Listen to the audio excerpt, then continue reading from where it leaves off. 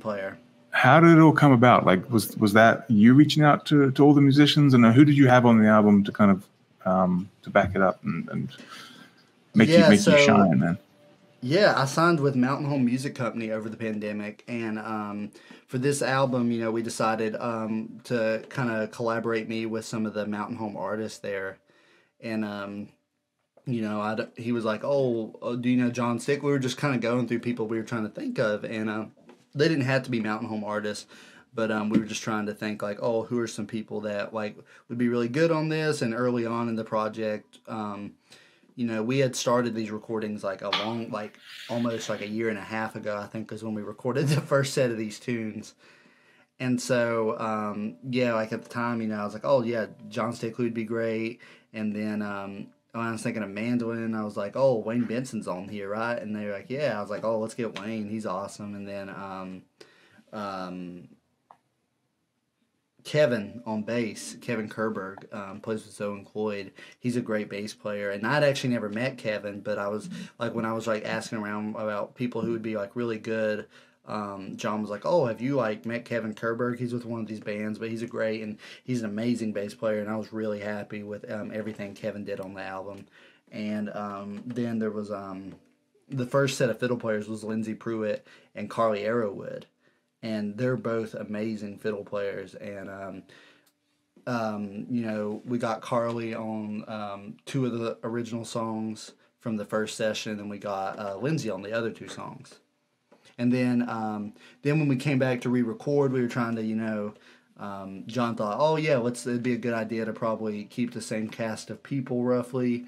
And I'd actually met Avery and at a couple festivals not too long before we started recording this, and got to play with him in a little bit. And I was like, hey, can we bring Avery Merritt? Because I just on the specific tunes, I loved Carly and Lindsay, and I was just thinking with the tunes, we had played like one of them with Avery while I was out at a festival, Winfield, Kansas, and he killed it. So I was like, oh, why don't we see if he can come in for the rest of these tunes?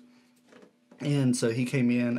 Avery plays with Sierra Hole's band full time, and so he came in and did that, and it was he killed it and knocked it out of the park. So that was the full cast. And then we got on one song we got Tim O'Brien to come in, and we did like a little duet on Wasted Time. Wow. Did y'all do that live together, or did he do it? Did you send parts digitally? Yeah, we sent parts in that one.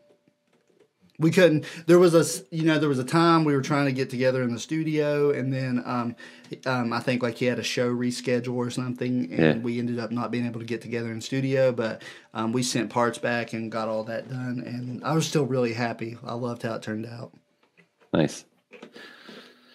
When you're doing that sort of thing, when recording with separately, not in the same room, anything, and there's no drum track. How do you suggest doing? Did you do it all to a click and then? Yeah, we did everything to a click. But with the exception of one tune, we did everything else to a click.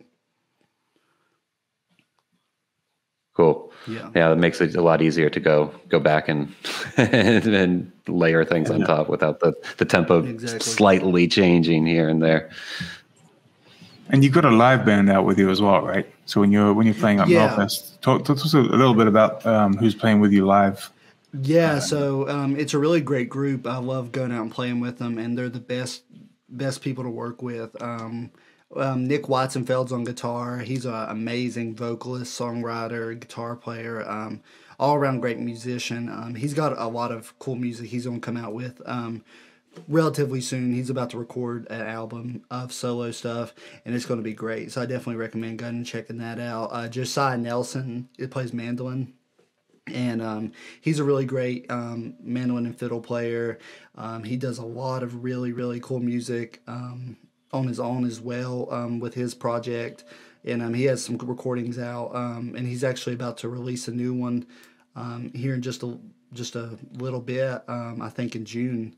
So definitely go check that out as well. And then Caitlin Lowe plays bass, and she has done a lot of work with a lot of really great groups. Has got a lot of really cool stuff out there, and she's just about as solid of a bass player as you can get.